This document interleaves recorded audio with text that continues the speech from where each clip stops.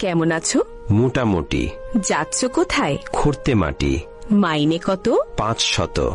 সংসার চলে গোলেমালে। কেন ভাই? চড়া দাম তাই।